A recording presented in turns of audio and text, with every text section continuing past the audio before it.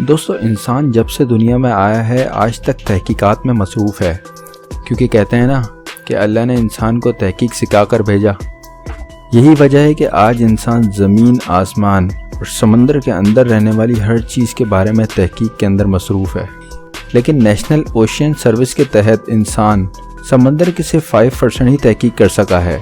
बचे हुए 95% में समंदर क्या छुपाए बैठा है, इसकी तहकीकात के लिए आज भी गोताखोर समंदर की गहराइयों में तहकीकात करने में मसरूफ़ रहते हैं और उन्हें बहुत हद तक कामयाबी भी मिली है। तो चलें दोस्तों, आज हम आपको इन्हीं गोताखोरों की और उनके बहुत ही मुनफरिद तहकीकात के बारे में आपको बताएंगे, जो हो सकता है कहीं ना कहीं आपको चौंका दे या फिर हैरान कर दे।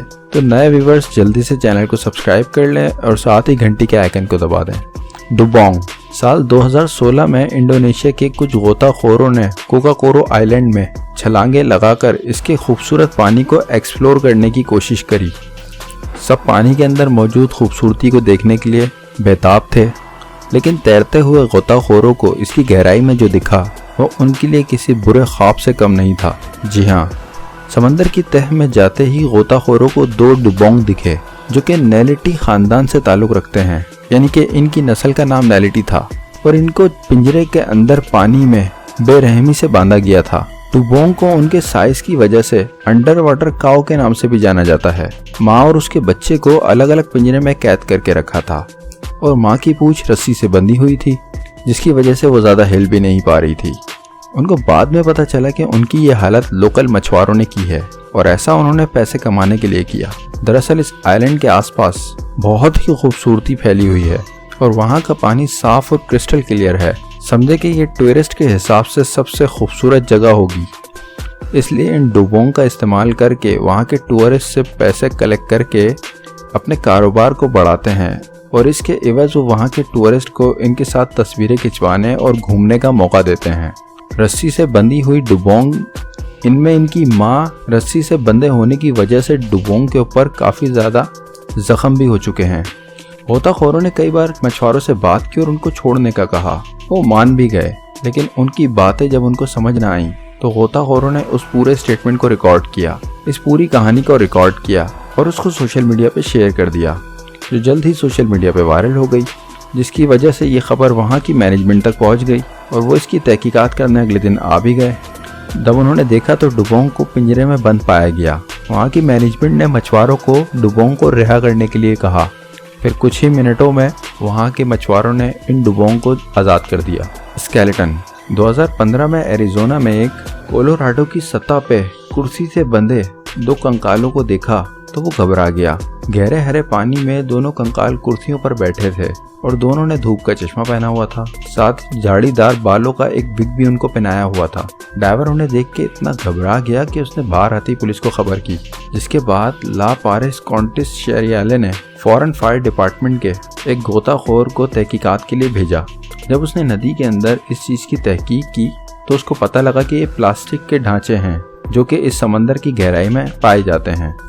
ये पहली बार नहीं था, बल्कि इससे पहले भी कई बार इसकी सतह के अंदर इस तरह की डरावनी चीज़ें कई बार पाई गई। तहकीकात करने में पता लगा कि वहाँ पे अक्सर स्कूबा डाइवर्स अपने विजिटर्स के लिए ये सब कुछ पहले से आर्टिफिशियल बनाकर रखते हैं और इसको खूबसूरत और यूनिक बनाने के लिए वो यहाँ पे डरावनी चीज़ों का इंतखाब करते हैं। Giant spiders. ध्रुवीय महासागरों की अंधेरी और ठंडी गहराइयों में खोजी डाइवर्स को एक ऐसी मकड़ी मिली जिसने साइंटिस्ट को हैरान कर दिया। वैसे तो दुनिया भर में सी स्पाइडर्स पाए जाते हैं, लेकिन इनका साइज़ काफ़ी छोटा है।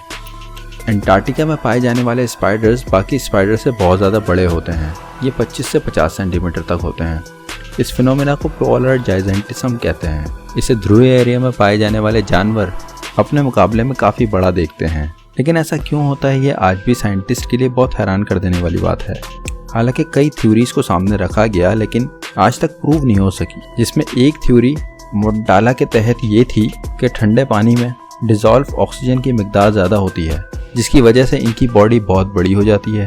इसको आजमाने के लिए अंटार्कटिका की मोटी बर्फ में ड्रिल करके नीचे मौजूद सी स्पाइडर्स को पकड़ के अलग ऑक्सीजन वाले पानी में रखकर भी देखा गया। फिर उनकी थ्योरी सच साबित हुई लेकिन इनको आज तक साइंटिफिकली नहीं साबित किया जा सका। अंटार्कटिक सी स्पाइडर्स के पास फेफड़े या गलफड़े नहीं होते, ये अपने जिस्म पर मौजूद पोर्स से ऑक्सीजन लेते हैं। मानव खोपड़ी, हालांकि टूटे जहाज और इस तरह के ढांचे गहराई में मिलना कोई नई बात नहीं, लेकिन गोताखोर कई बार खौफनाक चीज़ भी ढूंढ लेते हैं।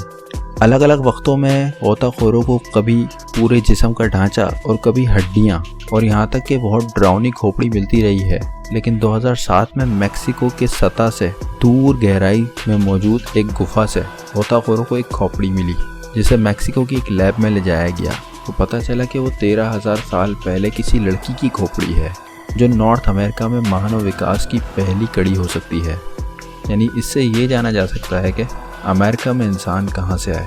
ये अमेरिका की मिलने वाली सबसे पुरानी खोपड़ी थी, जो बिल्कुल सही हालत में मिली।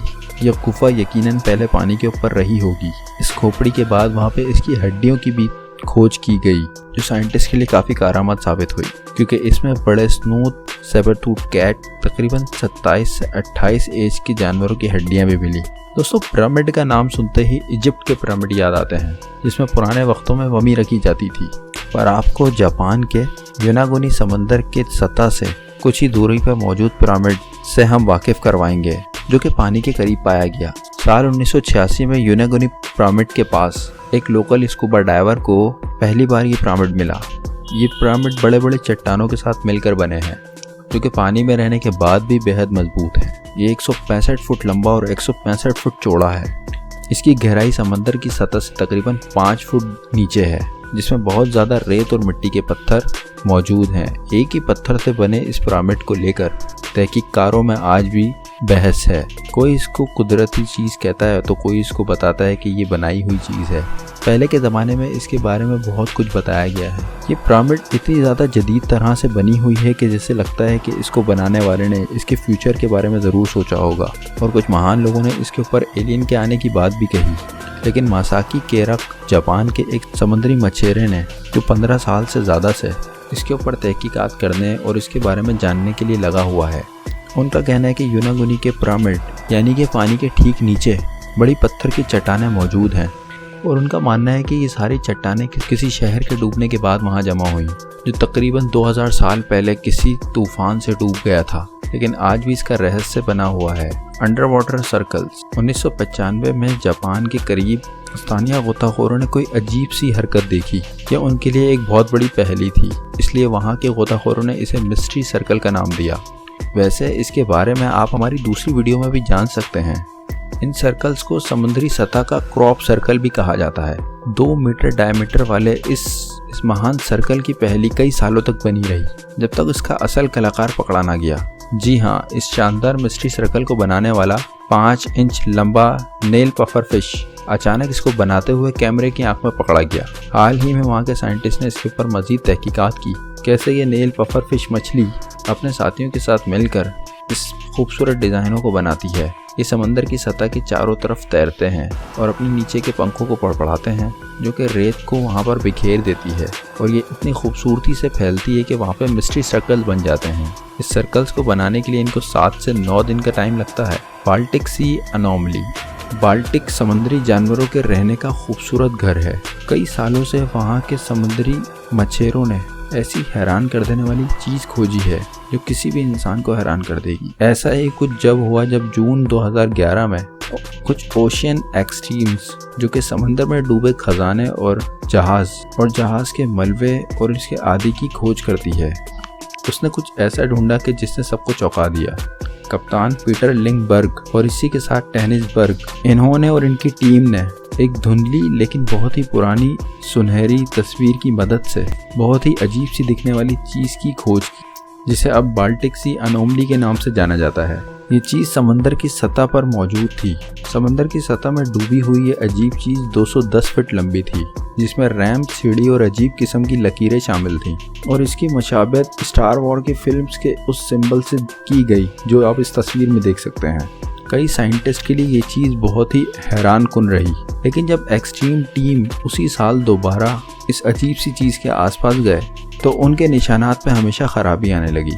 और जब ये 200 मीटर की दूरी पर चले जाते थे तभी ये दोबारा से उसकी लकीरों को सही करने के ऊपर काम करना शुरू कर देते थे। इसी वजह से ये इसको किसी किस्म का एलियन ओशियन मानने लगे, जो कि चमत्कारिक रूप से समुद्री सतह में डूब गया था, जबकि दूसरों का मानना यह है कि ये किसी समंदर के अंदर डूबा हुआ जहाज हो सकता है। तो दोस्तों, इनमें से किसी भी वाक़ये के बारे में अगर आपको पता हो तो हमें कमेंट सेक्शन में ज़रूर बताइए। तो दोस्तों, आज के लिए बस इतना ही। अब वीडियो ख़त्म होने से पहले हमारे चैनल को सब्सक्राइब कर दें और घंटी के आइकन को ज़रूर दबा दें।